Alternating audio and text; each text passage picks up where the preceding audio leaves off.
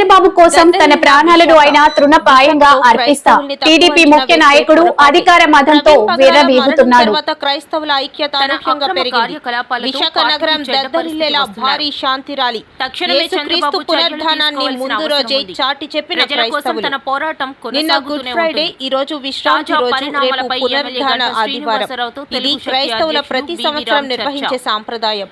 శుక్రవారం యేసుక్రీస్తు శిలువపై మరణం చెందితే మూడవ రోజు ఆదివారం ఆయన తిరిగి లేచి పునరుద్ధానుడయ్యాడని క్రైస్తవుల ప్రగాఢ విశ్వాసం. అలాగనే ఆయన తిరిగి వచ్చి ఆయనను నమ్మిన వారిని తిరిగి పరలోకానికి తీసుకువెళ్తారని వారు నిరీక్షణ. శనివారం శాంతి దినంగా పురస్కరించుకుని గత కొన్ని సంవత్సరాలుగా యేసు కోసం పరుగు, రన్ ఫర్ జీసస్ అనే నినాదంతో మండలాలు, జిల్లాలు, రాష్ట్రాల సైతం ఈ కార్యక్రమాన్ని నిర్వహిస్తున్నారు. అయితే గతంలో అంతంత మాత్రంగా నిర్వహించిన ఈ కార్యక్రమాన్ని ప్రవీణ్ పగడాల మరణానంతరం క్రైస్తవుల అనూహ్యంగా ఐక్యత చోటు చేసుకుంది.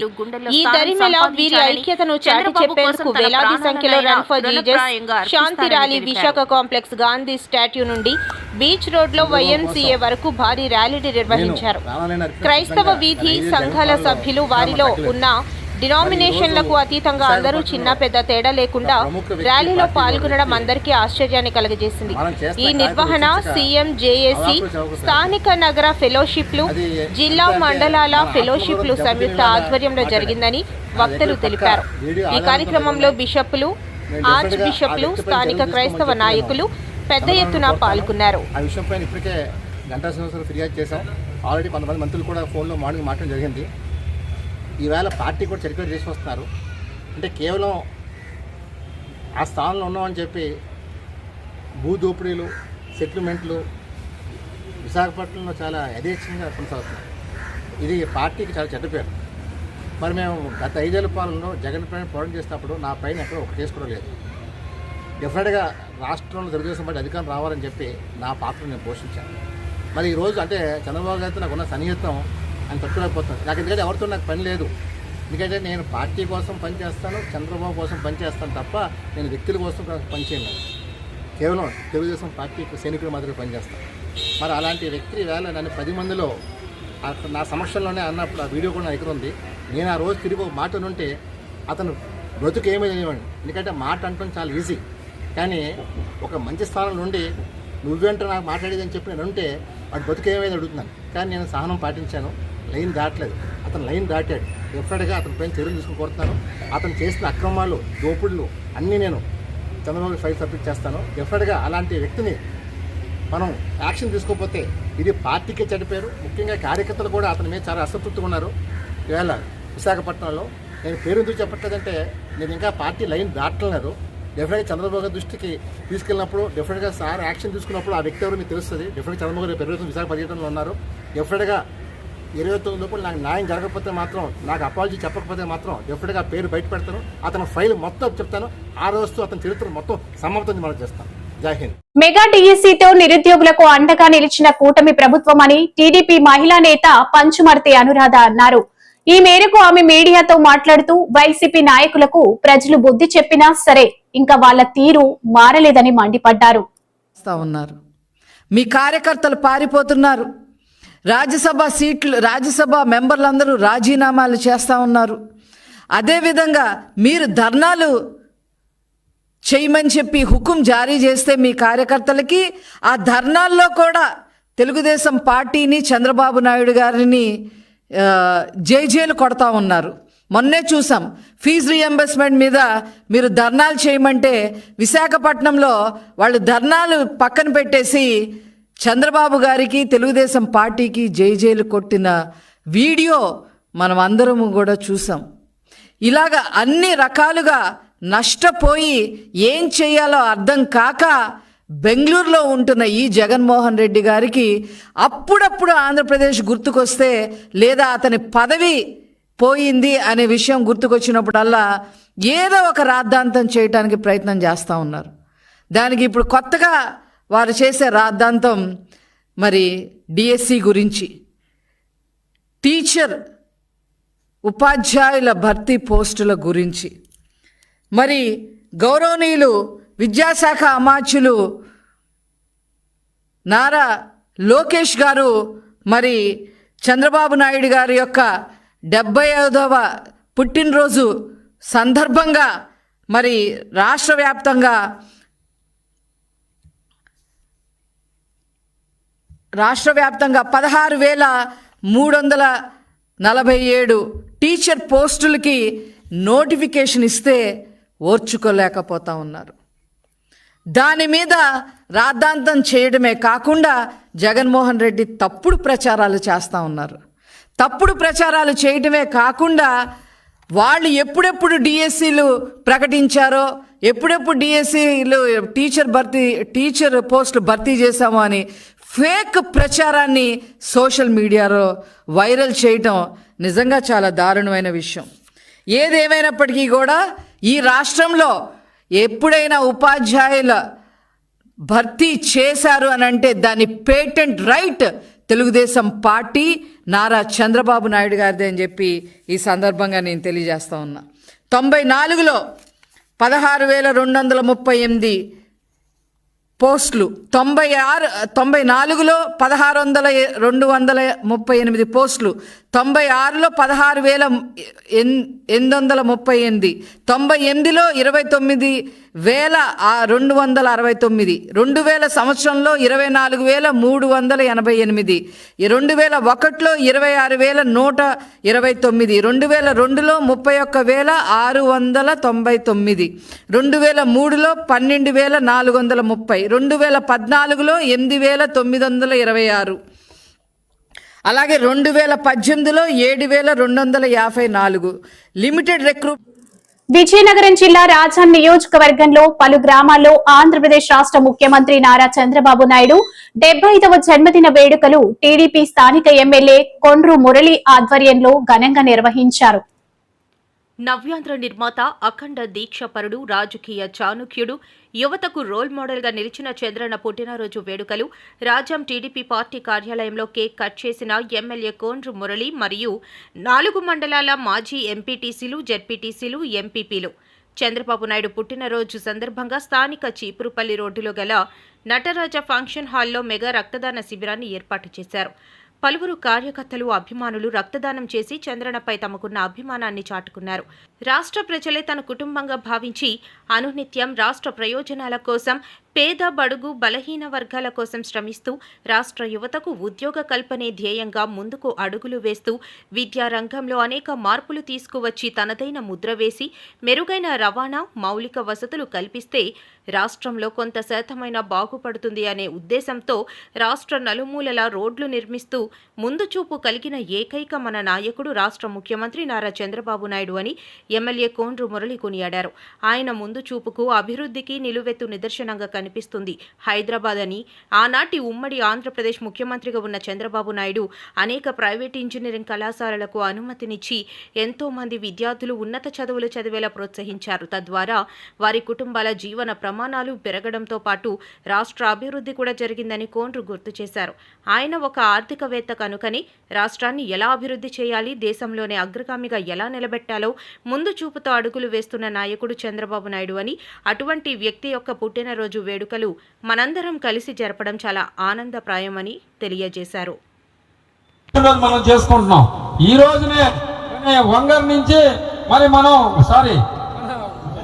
బొమ్మి నుంచి నరసింహపురం వరకు కూడా ₹1 రోడ్డు వేసుకుంటున్నాం. చాలా సంతోషమైన రోజు. ఈ రోడ్డుని ఎంత కాలమైనా జ్ఞాపకం పెట్టుకోవచ్చు. ఎందుకంటే ఇలాంటి మంచి రోజు మనం ప్రారంభోత్సవం, శంకుస్థాపన చేసుకున్నామని ఈ సందర్భంగా తెలియజేసుకుంటూ, అలాగే మరి గత ఎన్నికల్లో మనం ఏం మాట ఇచ్చామో, చంద్రబాబు నాయుడు గారు, కూటమి ప్రభుత్వం అందరం కలిపి, కూటమి పార్టీలన్నీ కలిపి అవన్నీ కూడా నిలబెట్టుకోవడానికి మనం కృషి చేస్తున్నాం. ఆర్థికంగా ఈ రోజు చాలా వెనకబడి ఉన్నాం. చాలా అప్పులు ఉన్నాయి. ఆ అప్పులన్నీ కడుతూ ఈ రోజు అభివృద్ధి ముందుకు తీసుకెళ్తున్నాడు మన నాయకుడు చంద్రబాబు నాయుడు గారు. ఇప్పటికే ₹4,000 పెన్షన్ అయితేనేమి, 3 సిలిండర్లు అయితేనేమి, అలాగే ఈ రోజు ఫీజు రింబర్స్మెంట్లు అయితేనేమి, అలాగే మన పిల్లలకి 20 లక్షల మందికి ఉద్యోగాలు వచ్చే విధంగా ఈ రోజు ప్రణాళికాబద్ధంగా ఈ రోజు ముందుకు వెళ్తున్నాం. అలాగే ఈ రోజు ఇప్పటికే 10 లక్షల కోట్ల రూపాయలు పెట్టుబడి వచ్చింది మన రాష్ట్రంలో. ఇలా ఉత్తరాంధ్రాన్ని కానీ, రాయలసీమను కానీ, కోస్తాంధ్రాన్ని కానీ ఇవన్నీ కూడా ముందుకు తీసుకెళ్తున్నాం. అన్ని విధాల బాగుంటుంది. ఈ 5 సంవత్సరాల్లో మనం దేశంలో నెంబర్ 1 అవుతామని సందర్భంగా తెలియజేసుకుంటూ, మరి మీ అందరి దగ్గర సెలవు తీసుకున్నా. జై తెలుగుదేశం, నారా చంద్రబాబు నాయకత్వం, నారా చంద్రబాబు నాయకత్వం. చంద్రబాబు నాయుడు గారు అంటే ఒక ఆదర్శవంతమైన రాజకీయం. మరి అలాంటి చంద్రబాబు నాయుడు పుట్టినరోజు ఈరోజు చేసుకుంటున్నాం. మన పార్టీ జాతీయ అధ్యక్షుడు చంద్రబాబు నాయుడు గారు.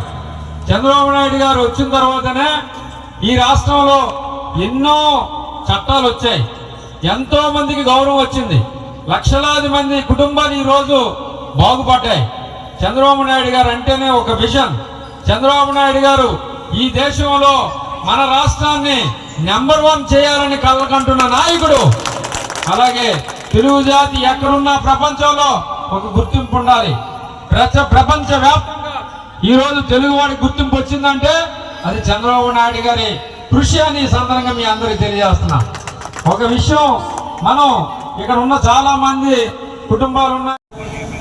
చిత్తూరు జిల్లాలో మరి చంద్రగిరి నియోజకవర్గంలో అక్కడ పుట్టడం, తర్వాత ఆయన మరి తిరుపతిలో తిరుపతి యూనివర్సిటీలో శ్రీ వెంకటేశ్వర యూనివర్సిటీలో ఎస్యూలో డిగ్రీ పీజీ చేయడం, అలాగే పిహెచ్డి చేయడం, తర్వాత ఆయన మరి ఇండిపెండెంట్గా కాంగ్రెస్ పార్టీ ఆ రోజుల్లోనే ఆయన యూనివర్సిటీ లీడర్గా, యూనివర్సిటీలో ఉన్న ఎలక్షన్స్లో లీడర్గా, తర్వాత కాంగ్రెస్ పార్టీ మంత్రిగా, తర్వాత ఎన్టీ రామారావుకు అల్లుడుగా వచ్చిన తర్వాత మరి పార్టీని జనరల్ సెక్రటరీ చేసి, తర్వాత అక్కడి నుంచి పార్టీని ఏ విధంగా ముందుకు తీసుకెళ్లారో మరి 83 నుంచి ఉన్న 80 తెలుగుదేశం నాయకులకి అందరికీ కూడా తెలుసు.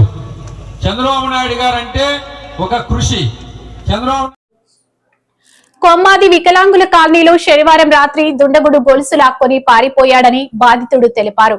బాధితుడు రాత్రి కిరాణా దుకాణం సర్దుకునే సమయంలో వెనుక నుంచి వచ్చి దొంగతనం చేశాడని, ఈ మేరకు బాధితుడు పియ్యంపాలెం పోలీసులకు ఫిర్యాదు చేయగా పోలీసులు దర్యాప్తు చేపట్టారు. నమస్కారం అండి, నేను పొట్టం తిన్నాతరని మాట్లాడుతున్నాను. అది వికలాంగుల కాలనీ కొమ్మాది దగ్గర. నేను కిరాణా షాప్లోపు ఉన్నాను. బయట డ్రింకులు పేరుస్తున్నప్పుడు ఒక ఆయన బ్యాక్ నుండి వచ్చి నాకేదో లాగినట్టుగా అనిపించిందండి. నేను ఏటని చూసేసరికి నా చైన్ లాగాడండి. నేను ఏటనిసి నేను స్టడీకి వచ్చి అతనికి వెంబడి పట్టుకోబోయాను. అతను పరిగెట్టి వెళ్తుంటే నేను పరిగెట్టి వెళ్ళానండి. కొంత దూరం వెళ్ళాక నాకు చెయ్య ఒక ఆకారం అంటే గన్నో ఏంటో, నాకు చాకో గన్నో ఏదో తెలియదు, అది చూపించాడండి. చూపించగానే నేను మైండ్ ఆబ్సెంట్ అయ్యి అలాగే స్ట్రక్ అయిపోయానండి. అతను కొద్ది దూరంలోపు ఇంకో ఆయన అక్కడ ఉన్నారు, ఆ బండి ఎక్కించి అతను వెళ్ళిపోయారండి. నేను మరి కొంతవరకు నాకు మేలుకు రాలేదు. వచ్చిన తర్వాత కూడా మాట కూడా రాలేదు. మాట వచ్చాక అందరికి పిలిచాను, ఎవరు వచ్చినా అతను మరి మిస్ అయిపోయాడు. సో అంతే. రాత్రి మీకు బెదిరించేటప్పుడు గన్నో కత్తి అనేది మీకు క్లారిటీ లేదండి. గన్నలాగే ఉంది కానీ గన్నో కత్తో తెలియలేదు. గన్న టైప్గా కనిపించింది. మరి మీ చైన్ లాగినట్టు ఉందా అన్నారు. చైన్ ఉందా లాక్? చైన్ లాగాడు. ఎన్ని తొలాలు?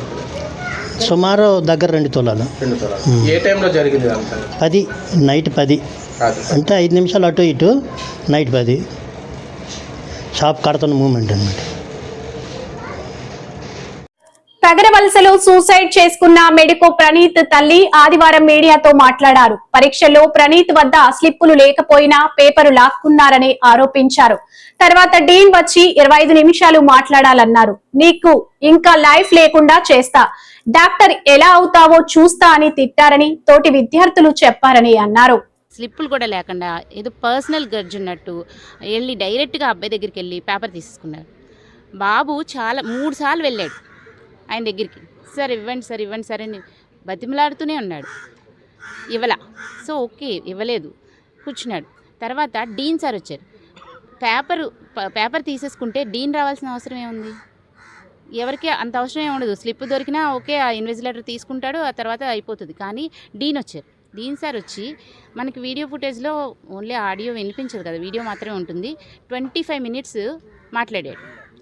ఏం మాట్లాడాడో తెలియదు ఆయన.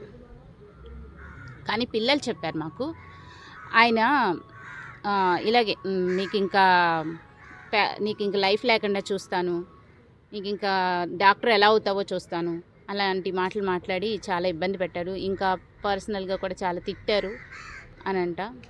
అందరి ముందు తిట్టేసరికి కొంచెం బాబు కూడా ఇరిటేట్ అయినట్టున్నాడు. అప్పుడు కూడా వెంటనే అవ్వలేదు, వెళ్ళి మళ్ళీ ఆ పేపర్ మీద రాశాడు, క్వశ్చన్ పేపర్ మీద నేను చనిపోతే కనుక, ఒకవేళ నేను చనిపోతే నా చావుకు కారణం ఈ వైస్ ప్రిన్సిపల్ అని రాశాడు. ఆయనే ఫస్ట్ తీసేసుకున్నారు కాబట్టి ఆయన పేరు రాశాడేమో మనకి తెలీదు.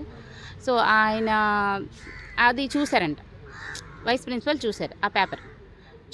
చూసినప్పుడు అంటే ఆ అబ్బాయికి ఆ ఇంటెన్షన్ ఉంది అని చెప్పి ఆయన జాగ్రత్తగా కేర్ తీసుకుని పట్టుకోవాలి, కానీ పట్టుకోకుండా వదిలేశారు. ఆ అబ్బాయి కూటమి ప్రభుత్వం 11 మాసాలుగా వాయిదా వేస్తూ వచ్చిన మెగా డిఎస్సీపై అభ్యర్థుల్లో అనేక సందేహాలు వ్యక్తమవుతున్నాయని వైఎస్ఆర్సీపీ ఎమ్మెల్సీ పర్వతరెడ్డి చంద్రశేఖర్ రెడ్డి అన్నారు. మీడియాతో మాట్లాడుతూ డిఎస్సీ నోటిఫికేషన్ ప్రక్రియలో లోపాలను సవరించకపోతే అభ్యర్థులు నష్టపోయే ప్రమాదం ఉంది. టీచర్స్కి సంబంధించి మే నెలలోనే అన్నిటిని కూడా అంటే ఈ ట్రాన్స్ఫర్స్ అన్నిటిని కూడా పూర్తి చేస్తామంటున్నారు. మే నెలలో ట్రాన్స్ఫర్స్ చేసేటప్పుడు సుమారుగా ఈ 16,347 పోస్టులు ఈ రోజు మనకు డిఎస్సీ నోటిఫికేషన్ ద్వారా వ్యాకెన్సీస్ కనుక ఉండే పని అయితే వాటన్నిటిని కూడా బ్లాక్ చేయకుండానే ఇస్తామని చెప్పి కమిషనర్ నేను చెప్పినారు, మంచి మాటే. అయితే బ్లాక్ చేయకుండా ఈ ట్రాన్స్ఫర్స్ అన్ని కూడా ఇచ్చినప్పుడు కంప్లీట్గా ఈ ట్రాన్స్ఫర్స్ విషయంలో రిమోట్లో ఉండేటువంటి స్కూల్స్ అన్నీ కూడా 16,347 పోస్టులకు సంబంధించి రిమోట్ స్కూల్స్ అన్నీ కూడా వ్యాకెంట్గా తయారయ్యే పరిస్థితి ఉంటుంది. మరి అవన్నీ కూడా వీళ్ళు సుమారుగా ఆగస్టులోనే సెప్టెంబర్లోనో, అంటే ఆగస్టుకు ప్రాసెస్ అయిపోతే ఎప్పుడో సెప్టెంబర్లో నియామకాలు చేసే పని అయితే అప్పటిదాకా కూడా ఈ స్కూల్స్ నిర్వహించే అవకాశం ఉందా లేదా, అసలు వీళ్ళకి చిత్తశుద్ధి ఉందా అంటే ఈ ప్రాసెస్ అంతా కనుక చూస్తుంటే సెప్టెంబర్ దాకా కూడా వీటన్నిటిని కూడా పూర్తి చేయకుండా ఉండడం అంటే అసలు ఈ ప్రాసెస్ని వీళ్ళకి కంప్లీట్ చేయాలన్న ఆలోచన ఉందా? జూన్ లోపలనే నియామకాలు పూర్తి చేసి స్కూల్స్కి ఇబ్బంది లేకుండా స్టార్ట్ చేయాల్సింది పోయి సెప్టెంబర్ దాకా కూడా మేము దీన్ని కంటిన్యూ చేస్తామని చెప్తే అసలు ఈ ప్రాసెస్ని కంప్లీట్ చేయాలన్న ఆలోచన ప్రభుత్వానికి ఎక్కడా కూడా ఉన్నట్టుగా కూడా కనిపించట్లా. ఇంకపోతే ప్రధానమైనటువంటి ఇంకొక పాయింట్ కూడా ఈరోజు ప్రతి ఒక్క నిరుద్యోగి కూడా చెప్తా ఉన్నటువంటి ఒక అంశాన్ని మీ దృష్టికి తీసుకొని వస్తున్నాను. 11 నెలల క్రితం జూన్ 14వ తారీఖున 2024 సంవత్సరంలో 16,347 పోస్టులకు ఆ రోజు ఫస్ట్ సంతకం పెట్టినారు. కరెక్ట్గా 11 నెలల తర్వాత ఈ రోజుకి కూడా అదే 16,347 వ్యాకెన్సీస్ ఉన్నాయి. ఆ 16,347 వ్యాకెన్సీస్కి సంబంధించిన డిఎస్సీ నోటిఫికేషన్ ఇస్తా ఉన్నామని చెప్పినారు. ఈ 11 నెలల కాలంలో ఎన్ని వేల మంది రిటైర్ అయి ఉంటారు, ఎన్ని మార్పులు జరుగుంటాయి. అదేవిధంగా ప్రధానంగా జీవో నెంబర్ 117, ఆ రోజు జగన్మోహన్ రెడ్డి గారు జీవో నెంబర్ 117 ద్వారా ప్రభుత్వ విద్యా వ్యవస్థని ఒక అద్భుతమైనటువంటి వ్యవస్థగా 3వ తరగతి నుంచే సబ్జెక్ట్ టీచర్తో చెప్పించి ప్రతి స్కూల్ని కూడా ఒక ఇంటర్నేషనల్ స్కూల్గా తయారు చేయాలన్న ఆలోచనతో ఆ రోజు జీవో నెంబర్ 117 తీసుకొని వస్తే దాన్ని ఒక భూతద్దంలాగా చంద్రబాబు నాయుడు గారు కానీ లోకేష్ గారిని చెప్పడం 117 జీవోలో ఏమున్నాయో కూడా వాళ్ళకి తెలియదు స్పష్టంగా. ఆ 117 జీవోని రద్దు చేస్తామని చెప్పి అందరికీ కూడా ఒక భ్రాంతిని కలిగించినారు. అయితే 117 జీవోని రద్దు చేయకుండా ఆ 117 జీవో ప్లేస్లో కొత్త మెమోని ఒక దాన్ని తీసుకొని ఇచ్చినారు. ఈ మెమో వల్ల ఈరోజు ఎంత ప్రమాదకరమైన పరిస్థితుల్లో ఈరోజు విద్యా వ్యవస్థ వెళ్ళిపోతా ఉందంటే నేను కొన్ని పాయింట్స్ని మాత్రమే మీ దృష్టికి తీసుకొని వస్తా ఉన్నాను. సుమారుగా 19,271 ప్రైమరీ స్కూల్స్ వాటి ఉనికిని కోల్పోయి ఫౌండేషన్ స్కూల్స్గా పడిపోయే పరిస్థితి ఈరోజు వీళ్ళు తీసుకొచ్చినటువంటి కొత్త మెమో వల్ల ఏర్పడే పరిస్థితి ఉంది. అంటే వాళ్ళు చెప్తున్నది ఏంటంటే ఒక్క పంచాయతీకి ఒక్క మోడల్ ప్రైమరీ స్కూల్ కానీ లేదా బేసిక్ ప్రైమరీ స్కూల్ కానీ పెడతామని చెప్తా ఉన్నారు. మనకున్నటువంటి సుమారుగా 31,000 చిల్లర ప్రైమరీ స్కూల్స్ ఉన్నాయి. వాటిల్లో కేవలం పంచాయతీకి ఒక్క ప్రైమరీ స్కూలే కనుక పెట్టగలిగితే అది మోడల్ ప్రైమరీ స్కూల్ కావచ్చు, లేదనుకుంటే బేసిక్ ప్రైమరీ స్కూల్ కావచ్చు. సుమారుగా 19,271 ప్రైమరీ స్కూల్స్ ఫౌండేషన్ స్కూల్స్గా పడిపోయేదానికి అవకాశం ఉంది. ఇది ఒక పెద్ద ప్రమాదం అయ్యే అవకాశం కూడా ఉంది.